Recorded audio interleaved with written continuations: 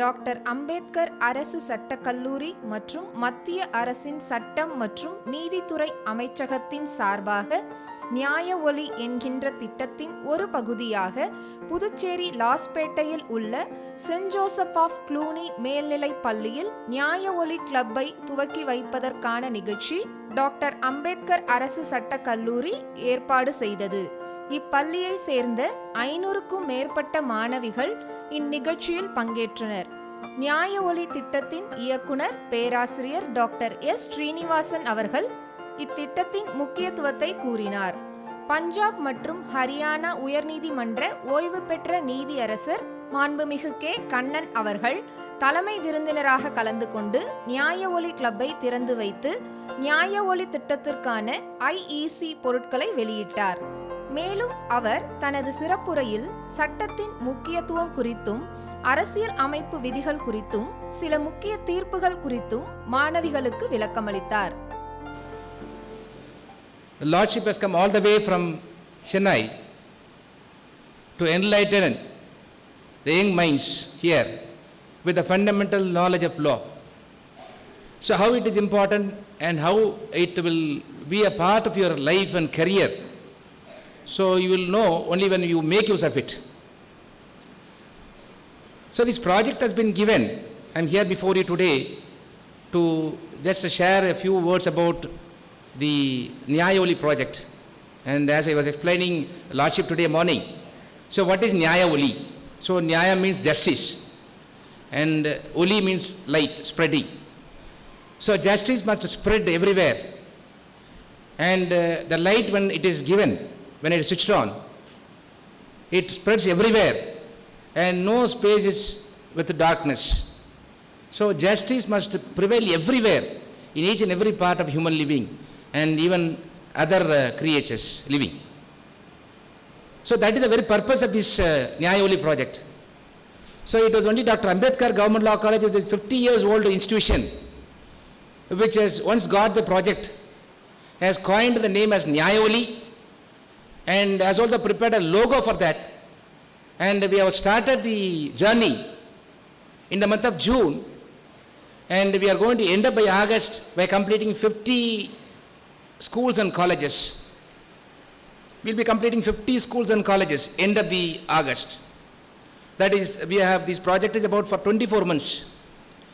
So the ultimatum that is given to us is to reach the students of schools and colleges in various parts of the Puducherry, regions of Puducherry, to ignite the minds of the young people, the need and significance of the law.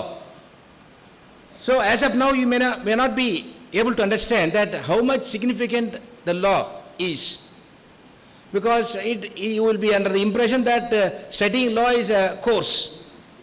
So we offer a program for 5 years integrated program and 3 years course and PG programs.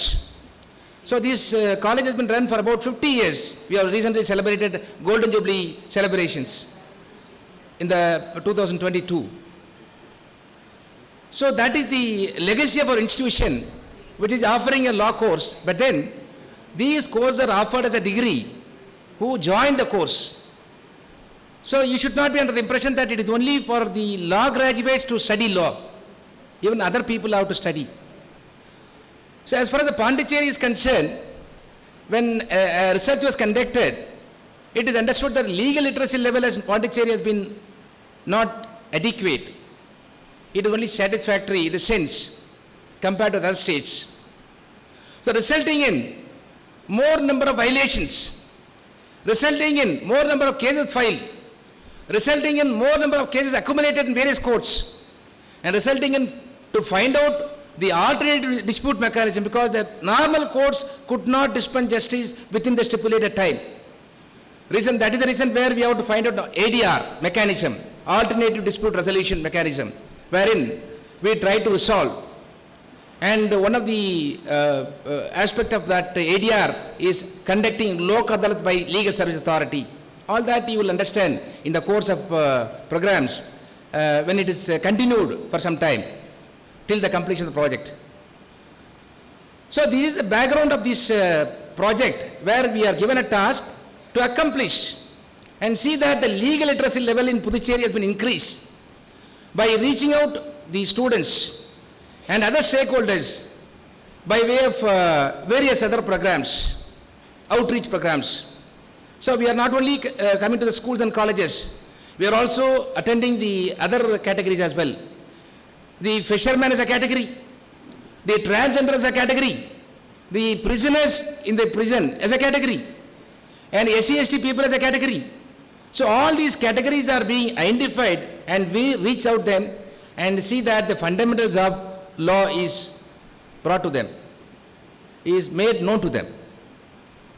So you can see that the research that conveys an interesting point that about 60 to 70% of the people who are entangled in the violation is for the reason that they do not know law. So people commit by emotion. People commit a violation, and violation may be a crime or any civil wrong that may be committed. And when you committed, if you know that, if you come to know that you do not know, ignorance of law is not excuse. Ignorance of law is not excuse. You may not know engineering, you may not know medicine, but you cannot say that I do not know law. So ignorance of law is not excuse. So you must, by all means, know the fundamentals of law. Not that you have to learn go for a degree of law. It is not necessary. So from the beginning till the end of your life, you are supposed to know what is the law that you are associated with and know the fundamentals of it. Otherwise, you will be exposed and say that I do not know the law, and for which the punishment will be the solution, or the fine will be the solution, which you have to undergo. So that is the reason where this project is given to us, and we are now with you. And to start with, I am here for two things. One is to formally declare open the Nyaya Oli club here. You will have a faculty here, and the faculty will be in charge of the conducting various programs in the institution by joining the volunteers in the club. It's a Nyaya Oli club, and any one of you or even all of you can join as a member, volunteers. And the nodal officer who is appointed by the principal will be coordinating with the government law college, with the team, project team, and will be happy to conduct any number of events, any number of programs in this institution in future. So that depends on your willingness and your interest on learning and knowing about fundamentals of law, and that is being conveyed to the nodal officer, and the nodal officer again connecting to the project team. So this, for this particular event, I should be thankful to the Department of Justice, and I should convey a special thanks to our Director, Higher Education and School Education, who has helped me to conduct such programs. A circular in this regard has been issued to all schools and colleges. So I should mention a special thanks about all these with the Directorate of Justice, and to the Directorate of School and Higher Education, and to the government as a whole. So thank you. With those few words, I just thank once again all those who are present here, and the special thanks to principal and our resource person. Again, we have come here as a part of executing the social responsibility, then alumni. So both the Lordship and myself as an alumni of this institution, and we are here with you as a part of executing the social responsibility that we owe. We have educated with the law degree, and we have a responsibility that complete, it's not end of it or it is not complete. That simply after graduating, getting employed and taking salary and completing the service. So those who has completed service, he does not sit at home. He is doing a lot of activities. He is carrying on with the arbitration and going to various schools and colleges, igniting the young minds about the importance of law, and that is how he is here today. So both have a joint responsibility to serve the society. In the process, we are here with you, and once again I thank one and all present here, and thank you. The second one is a small task for you. The second one is the Constitution of India, the preamble. If ever you are going to invite me anymore at any other time, I would ask any one of you to recall what the preamble contains, what it is. You will know by heart the next time I come. Of persons who do not know, you will probably know what the preamble contains. So that is an essential feature of a document. In fact, if anyone must ask me, where is the heart of our Constitution? Where do you see the pulse of this Constitution of India? You must be able to point out to this document, and that is the preamble. I think you have sufficient distraction now with all pamphlets going all across to you. Maybe it can wait for some time, depending on what has been said. These pamphlets can be distributed probably by the end, instead of doing it now. To those persons who have received, you can keep it by your side or tuck it with you. We'll be able to read it together at some point of time. This pamphlet of what I said, apart from that, the preamble of the Constitution, gives us a sense of a nation's ideals, what it wanted to do, and it has an attacking beginning about how it states. It says, we the people of India. This is again what the people of India assured. How does it happen? Having solemnly resolved to constitute India as a sovereign, socialist, secular, democratic republic to secure to all its citizens. So here you will find that this is a document which we are giving to ourselves. It is not a king delivering something to us. It is the people of India who secure to ourselves a constitution which will pulsate with energy as a sovereign nation. Sovereign is that we are not slave to anyone. We are the kings of ourselves. We are the people who will rule ourselves. And a socialist country, a country which has ideals which will talk about diffusion of wealth, which will talk about a uniform standard of living to people. We all know it does not happen right now. We have the highs and the lows, the rich and the poor. These are persons who, there are societies where we have a society which is divided in social, economic, political inequalities. So therefore, there is a constitution that provides to us an equality of status and opportunity to promote amongst all of us is an important feature which you are given. A secular country is a country which respects all religions. It's not as if it is becoming irreligious.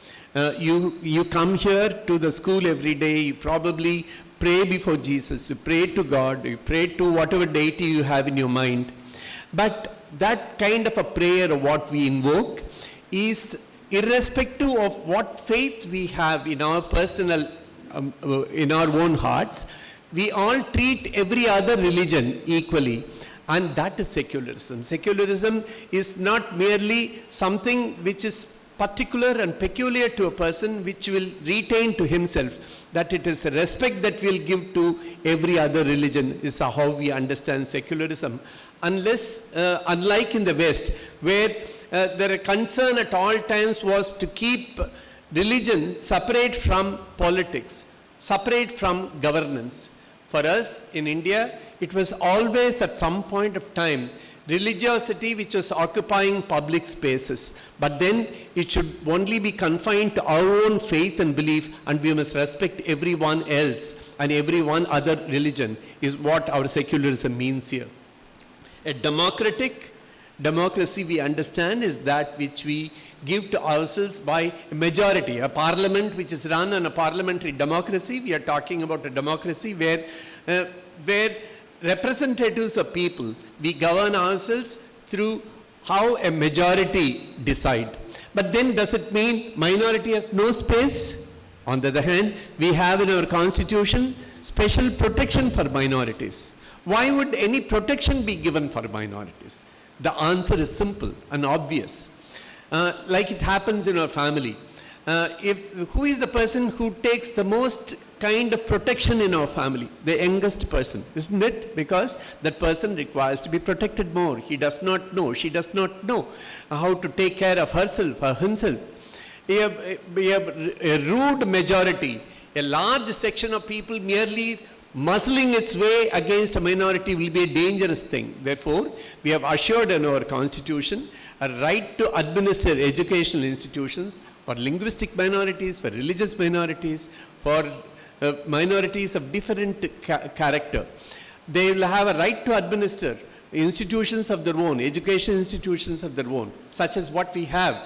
So that is assured in our constitution, and this is meant for justice, liberty, equality and fraternity. This is how we fashion our constitution, of what you will all know.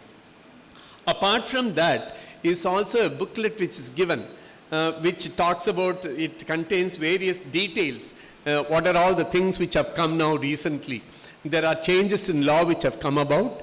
For a long time, our understanding, many of our understanding of law was through how it was taught to us from the British. Persons who were ruling us, they were the persons who were telling us how we must conduct evidence in court, how we must punish some person for certain classes of offenses. How is the procedure to be done? What is the nature of trial which will take place? How do you gather evidence from various places? This is how we were literally working through what we called as the Indian Penal Code, the Criminal Procedure Code, the Evidence Act. All these have now been changed now. They have been given Bharatiya names. Probably that is something which in Tamil Nadu probably it creates some issues. But then we may understand as BNSS, BNS, BS Act. These are the three enactments which contains the details about what are those important changes. So these are something which will come to you over a period of time. Now in our attempt now today, within a short period of what I will have, the project director was saying it was important that we recognize that everyone must know law. Why do we know law? Why do we require to know law? Because we all are governed by certain orderly manner of conducting ourselves. Look at how we come into the school. There is a certain order. Look at how you have seated yourselves now. I'm able to see persons seated across in a line. There is an order. How is that? How did this order come about? This order came about when your monitor or your teacher or somebody was saying, somebody will sit in the first row and then you will follow the line. We laid down some rules. We laid down some kind of precepts of how everyone must follow. Then we follow some rule, then it becomes an orderly conduct. This is merely seated in a hall, we require that orderliness, and therefore we require rules. Imagine a larger society where there are scores of people. We have 143 crores of people who are living 1.43 billions. It's not a small number. To conduct them all, to make them realize that they must conform to certain rules. How will that happen? It should be there some body of rules, body of law which is created. That is called a constitution of India. A constitution is a mother of all laws. It will lay down what are all how is the power divided? Who will govern at the center? Who will govern at the states? What shall be the relationship between the state and the union, the center? How will the people within the state behave? Who will govern them? All these are matters which are set out in a document which is a power document called as the Constitution of India, which is the mother of all legislation. We have therefore a provision which states under Article 12, laws are, what are all the laws it will say? This is legislated by the Parliament, which is by the Assembly, which is formulated through several rules, regulations. Now, if there is any rule, if there is any regulation which is out of sync, which is against the Constitution, then it is bad. That is what there is a provision which says under Article 13 that anything which is against the constitution, any law, any rule, any regulation which is against the constitution, which will be bad, ultra vires, not valid. This is what it says. It contains certain features which are very, very important, which you will ever remember. Like I said, I'm sure it was not a threat. Some point of time, if I'll come in future again to a school, I'll ask what are the important features of the Constitution. Important features are contained in Part 3 and Part 4 of the Constitution. What is Part 3? It contains fundamental rights. The fundamental rights of what we have is what is brought out. What are those important fundamental rights in the Constitution? It says, and the most important feature of fundamental right is Article 14, which guarantees equality. Now, when we talk about equality, there is always a concern that there is inequality. We all recognize that. In the house, there is no equality. Father asks you to do something, you have to do that. Mother tells you to do something, you have to do it. Where is the equality? She has more power. Father has more power. Is this not what we recognize?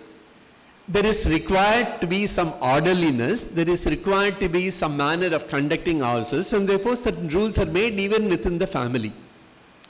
This equality of what we are talking about is how we must be seen in the society. It's not the inequality. Inequality, if you can see, it can happen in so many ways. My father is taller than I am, my mother is fairer than I am, my brother is shorter than I am. There is inequality that way. But that's not what we are talking about. We are talking about an equality where each one feels fully competent to decide what is possible, till we are in a position to take all the decisions ourselves. Till such time, when we are minors, the law recognizes that there is a person who can be a guardian for you. Your father is a guardian, your mother is a guardian for a child, and she'll be able to decide for you what you have to do, what is good for you.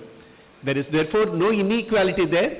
Law recognizes exceptional situations where that equality will have to be suborned. It has to be made subordinate to something else. Now, after that, when we are talking about equality, we see in the society, we have said generally within the house there is equality. If it is to be obtained, some rules have to be given, I said. The next one, which is important, is the most important feature in our Constitution of what we are all going to be concerned about. That comes in Article 15, which says, in order that equality is reached, there is a provision which says, special provisions may be made for women and children. Now, look at that. The Constitution recognizes that there will be some special provisions. What could be the special provisions? It can provide for horizontal reservation for women for employment, for education. It can provide for graver offenses to be recognized. If somebody behaves in a way in public which is not appropriate, which can bring down the dignity of women, then that can be made as an offense. There is nothing like, no offense like bringing down a dignity of a man, but there is an offense for any act by any person, how high that person is, that act which brings down the dignity of the person. Where a woman feels harassed, then there could be a special legislation.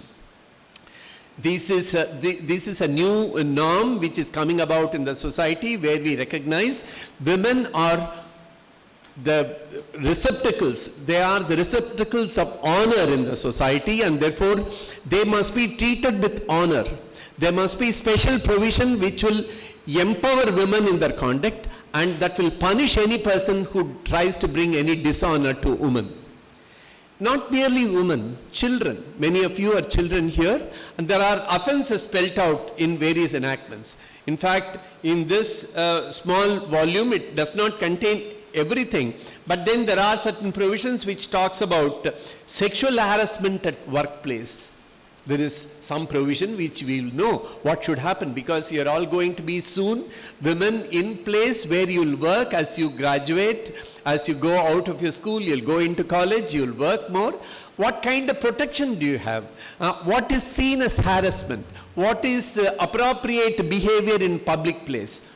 It is protected through a law which is taking a leaf out of the Constitution in Article 15 and makes special provisions for women. And there are also important enactments like maintenance of welfare per parents and senior citizens. Who maintains the parents? Who maintains the senior citizens? What is our obligation to do so?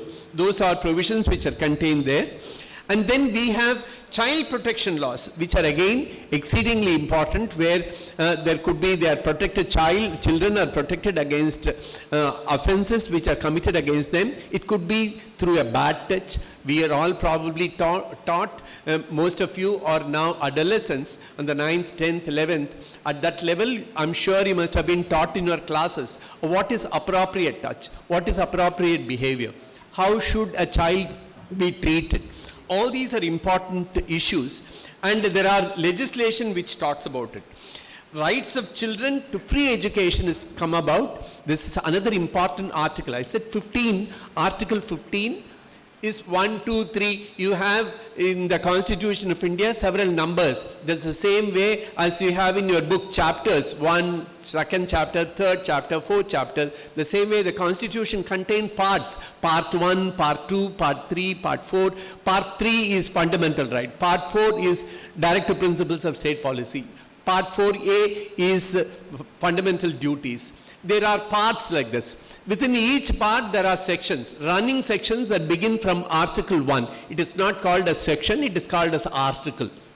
That is the difference between Constitution and other enactments. In Constitution you have all articles provided. In that article, Article 15 I said, contains provisions relating to special provisions for children and women. And then important article, yet another article which is very important is Article 17. Article 17 prohibits and states that it is an offense to practice untouchability. This is the key provision. If somebody must ask, I told you, where is the heart in the Constitution? Where is the heart amongst laws? I said the Constitution is the heart. If there is anything in the provision relating to the Constitution where Ambedkar said, that's where my pulse really throbs, it is Article 17. Article 17 talks about untouchability. We created over a period of time several social practices where certain classes of persons were treated as untouchable. There are still instances in some parts of Tamil Nadu itself where untouchability is a major issue. Recently, I was bringing home, when I was coming from Chennai, I was reading a book which is a report made by Justice Chandru, where the government said to an event which had happened in Nanguneri. Nanguneri, I don't know how many persons would have known or gone there, but Nanguneri is a place near Tirunelveli. I'm sure Tirunelveli is a place all of you would have heard. In that district, there is a place called Nanguneri. Nanguneri is a school where there is a school. Some 2 boys visited violence on yet another boy in the class. And that sister of that boy was trying to protect his brother from getting beaten. She was also cut with a knife. Both this boy and the sister girl were seriously injured, and they were taken to the hospital. Treatment was given. They were taken out of the school, provided shelter in some place in Tirunelveli. They educated. The boy has done well, secured very high marks and taken an award. But then the government thought there is something very seriously wrong about the way we are running our schools.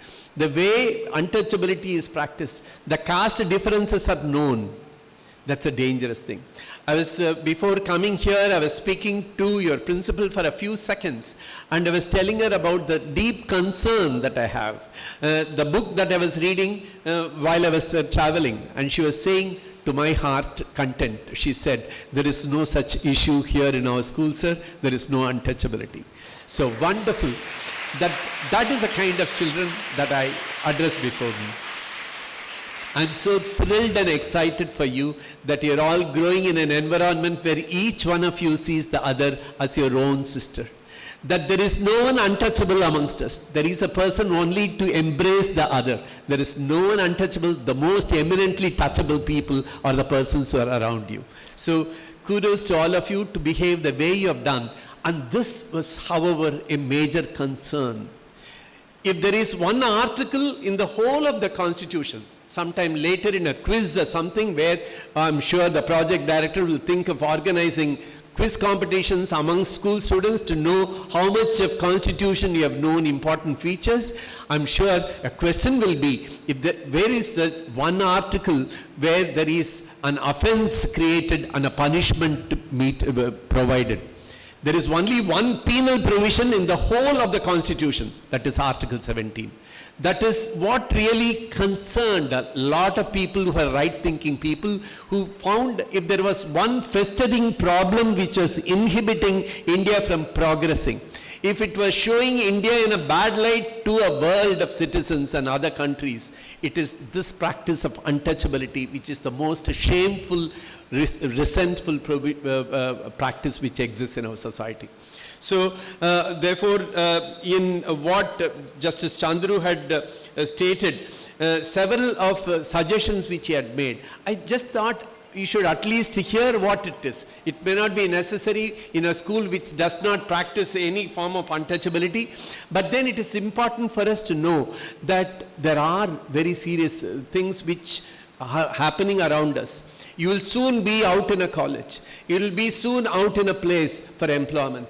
In that place, if there is going to be any untouchability practiced anywhere, or somebody asking for the name of the caste, which caste you are, that there was a famous poet in Tamil literature, Kannadasan. Many of you probably, you are the generation born after 2000, therefore you couldn't have known Kannadasan except through the film songs of what you would have heard. He had his own fancy. He thought, how do we talk about caste at all times? Why do we always associate names with caste? Or Iyer, Iyengar, Mudaliyar, Naidu, Padayachi. How do we go on like this? How is it correct? Therefore he said, all people in India must have one caste, which is Bharat as the caste. So everyone will have a surname Bharat. Didn't work. We still have our mythals, and this is what he said. We still have our suffixes made. Now, thankfully, in Tamil Nadu, the practice has been dropped. We don't see Iyers and Iyengar's name being added, or Mudaliyars and Naidus. Good for us. But then across North India, I have worked in North India for a long period. There I have known the Mithals, the Garg, the Guptas. The way the name comes with a suffix immediately will show which caste that person is. And that is how in society you fix a person's hierarchy. Where do you put the status of the person? That is how it gets to be organized. So serious an issue of what is truly a challenge. Therefore, you see in matrimonial columns, I'm sure some of you must have seen, if it is in a newspaper, Manamagan Thevai, Manamagal Thevai. You will find Manamagan or Manamagal Thevai, Nadar Pennirku, Nadar Marumagan Mapillai Thevai. Why would it be a Nadar to a Nadar? Why would it again be to Iyer to a Iyer? Why do we look to, in times of marriage, look to caste as an essential feature that they must bind? If a bondage of persons can happen transcending these artificially created barriers of what we have created amongst ourselves, that will be the greatest occasion for our development, which will happen, and that could happen only through the attitudes which you have. I'm now an old man. It's time to pass on the baton to the next generation of people who will carry the world.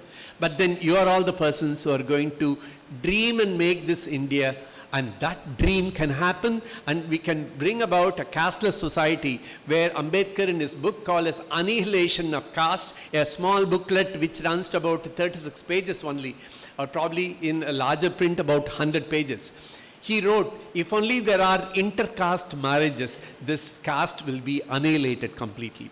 I'm sure you will be at some point of time proponents of such a progressive culture where you won't worry yourself about the caste to which you belong, and you still take and embrace every other person, every person. The whole world is yours. The whole world is ours to embrace, and that is what I think is the constitutional goal when we are talking about equality. A social equality of what can come can happen only if we shed our caste prejudices. We have therefore in this constitution itself, when we are making so special provisions under Article 15, there is a provision called as Article 16 which talks about employment where reservation can be given. There is appropriate in all our school children to understand what is this reservation about. Why do we have reservation? Is it bad? Is it anti-merit? No. You must recognize this reservation is an important constitutional feature. If you are going to be saying reservation is all bad, some person who does not get marks get admitted, I secure the same marks, I don't get admitted. You must recognize this reservation is a constitutional feature where we found over a period of several centuries, we have disempowered some people. We have kept some people out of education. We have kept some people out of certain classes of employment. If they should come to the forefront, if they must also see prosperity in its full bloom, it is essential that you need to carry out some special status for drafting them in education institutions. After all, a person who obtains reservation benefit and then secures an admission into a class does not get to be rewarded with higher marks. Anyway, he has to pass the same examination as everyone else. So therefore, it is only at the stage of providing admission into an institution, a reservation is given. So it ought not to be a creation of any kind of unpleasantness for students. Same way, in the matters of employment also, for a long period, all menial and lower menial jobs, such as scavenging work, such as road cleaning work, such as sewerage work, all were consigned to people of certain classes of persons who in the society were seen to be the so-called untouchables. In a casteless society of what we are trying to bring, and in the dignity of labor of what we are going to be recognizing through various laws, we will ensure that everyone gets an opportunity to go to the highest post. Do we not know now how so many persons from the year 1950, when we provided for certain reservations, we have several classes of persons, several persons who wouldn't have dreamt of becoming big-time persons. They are now occupying big positions. I go to Bhopal now and then to the Judicial Academy to teach judges. Judges also require to be taught. One of persons like me, old judges, we go for teaching the fellow judges. There was a person who came. His name was William Bezwada. He is a person from Kolar. He was narrating incident about how he had never known till he came to class 10 that his father and mother were scavengers in the railways department. Their work was to go to the railway stations where there will be feces there in the tracks, which they will clean and put them aside. The parents wanted to ensure that their son did not do what they were doing, that the son occupied position of strength. Bezwada, however, said, now if this is the life which my parents had been going through and they were keeping it away from my knowledge for this long, it is the indignity of living which they suffered. They wanted me to obtain learning and move up. And what he decided therefore was, I will take up the manual scavenging work of what is happening and what is prevalent is completely taken away, its practice is completely abjured, and every place you require even meaningful hygienic manner of disposal of human waste.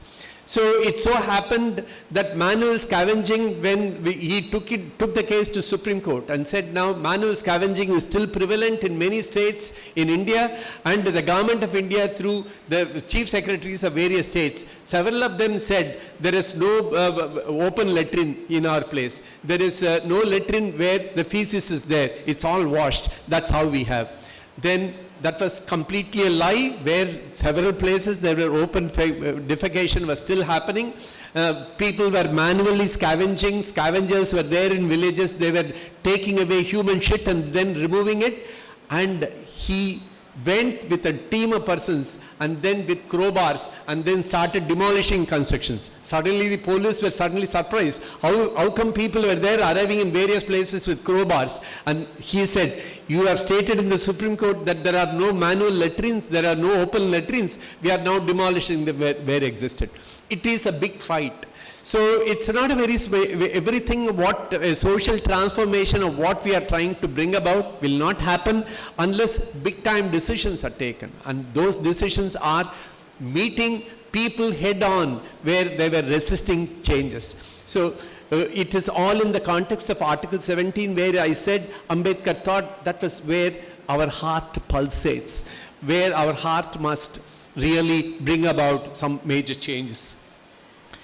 There is one more article which is now a recent provision, Article 21A.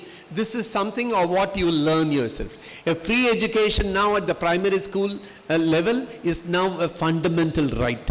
No child in India can ever be turned out of the school by saying that he does not fit in with our norms and therefore he can't get admission. Every school has to provide a neighborhood schools, they are all called, even Cluny probably has a policy where they have to admit 25% of children from amongst the locality, or poorest sections of people must also get admitted. So, but it is possible some schools are exempted when the state may not be able to fund the school for additional expense, but there is no one anywhere in any locality that there can be a child who is unable to go to school because he does not have the resources. The children have to be treated to admission everywhere.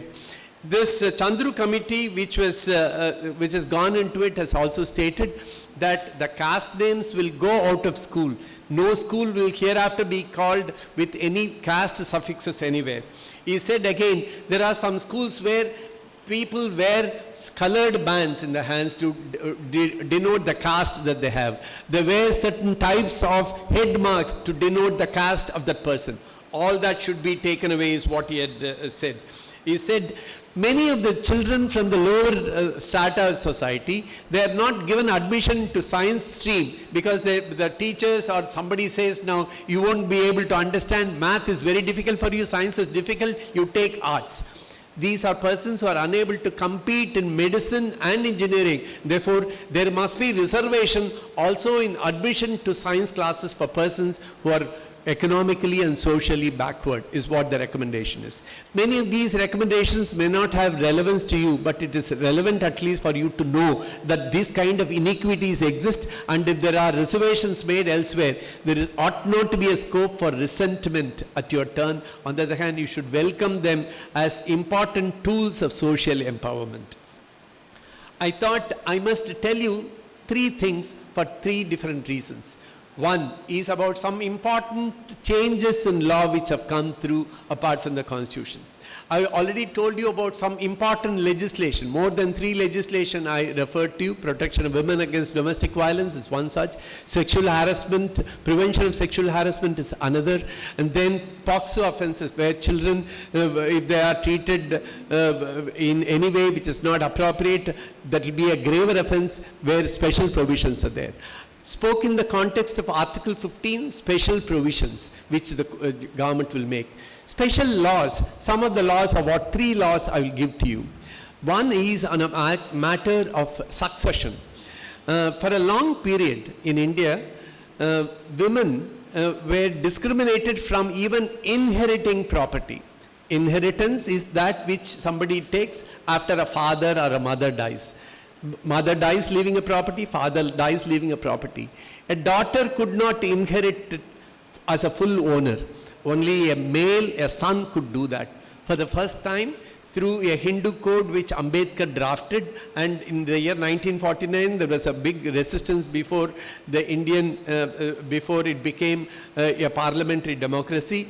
We obtained a freedom in 1947, 49 Ambedkar drew up a Hindu code which will empower in several areas position of women. And in that he said, in the Hindu Succession Act, any property which is held by a woman shall be as a full owner. This was brought through the Hindu Succession Act. Why is it only a Hindu Succession Act? Christians were governed by the Indian Succession Act of 1925, which granted them full ownership. There was no problem there. In Islam, before any other country did, even in the 7th century, in the 8th century, from the date of the Muhammad, women had a full power in the property. Though their share of entitlement was lesser than the males, they had full ownership. This was brought through section 14 in the Hindu Succession Act, and in Tulsamma, which was an important judgment sometime in the year 1976, the Supreme Court made a pronouncement that even if a property is given to a woman in recognition of her right to maintenance, maintenance is that when jivanamsam, I'm sure you must have heard that expression, that which somebody requires to sustain oneself in a matrimony, in a matrimonial bond where the husband is not properly maintaining, where the person who is a breadwinner is not giving the resources to the family, then the family is entitled to maintenance. That maintenance of what should come, if that any property is given to her for her maintenance, it will be treated as a full owner. Tulsamma is one important judgment which has come. I thought I'll give you 3 important decisions of what the Supreme Court did, and that is one important judgment. Another is Mary Roy. Mary Roy's case was a case where she was governed by Travancore Christians Succession Act, and it provided that woman would take a right which was lesser than the male in the family. There was already an Indian Succession Act which provided an equal right with the son, but then there were exceptions made where there are special legislation existing in any place, will that prevail? That was the point which was taken to Supreme Court, and where the Supreme Court said, if there are any legislation which exists which is out of sync with the Indian Succession Act, that will not be valid. And therefore, Travancore Christian Act, they said, will not be valid when the Indian Christian Act, which is meant for Christians, provide for equal right, and that should be provided. That is the another case. Another case was Shaira Banu. Shaira Banu was a case where a triple talaq, whether a man can divorce his wife by pronouncement as talak, talak, talak. If this is done by a male to a woman who is married to under the Islam, it was possible for him to dissolve the marriage by a pronouncement. This was stated to be a wrong practice. It was brought out through a law. The question whether there can be a law which goes against the customs of Islam was the point in question. The Supreme Court examined and said, Quran does not permit this triple talaq. It was some bad practice which has come about over a period of time. There are several of the Islamic countries immediately surrounding India, including Bangladesh and Pakistan, does not recognize triple talaq. Therefore, this is not an essential feature of religion, and therefore a secular legislation could be brought to outlaw this triple talaq. These are 3 judgments which have come post-independence in the work of the Supreme Court, of which I thought you must all know, and that is, with that, I will only put out 3 traits which I want you to follow in your life. One is, most important thing is the constitutional provisions of what you have, you need to learn. What will you do? I would suggest to you something. Every day, is there something which I will learn new? This will be a matter of challenge which you will set to yourself. Every day I am going to learn something about Constitution. My own personal interest will be that I will try to know something new. What will be the something new? I will try to know what is the preamble of the Constitution. I will try to memorize it from reading every morning. Or I will say to myself, what are the fundamental rights? I'll know at least one fundamental right today. Same way, as important as knowing a fundamental right will also be knowing what is a fundamental duty. Having a scientific temper is a fundamental duty. It brings enormous sense in a context of how several of beliefs which are useless beliefs, பூனை எதிர்க்க வந்தனா then things will not happen. படிக்க ஆரம்பிக்கும் light போச்சுனா it's bad. So we associate several things as bad by some beliefs which have no meaning at all. They are unscientific. To have a scientific temper now is a fundamental duty. To respect your nation is a fundamental duty. So what is that fundamental duty? The next time when I come, I'm sure I'll ask you, what are the fundamental duties? Name at least 4 of them. How many are you able to follow and imbibe it within yourself? That is one trait which I would want. The second trait will be how you will connect to society in some way. We have great examples. The great examples of what in a school like this, of what we must have all known. Mother Teresa lived a life of compassion. She had a call when she was just 12 years of age, born in Abyssinia, where now in Mesopotamia, in the western place. She came to India in 1929, far before even your parents had been born. And she dedicated herself. And she said, now, to do big things is difficult. Doing big things in my life is not what I'll keep as my ideal. To do small things with passion and love is what I will do.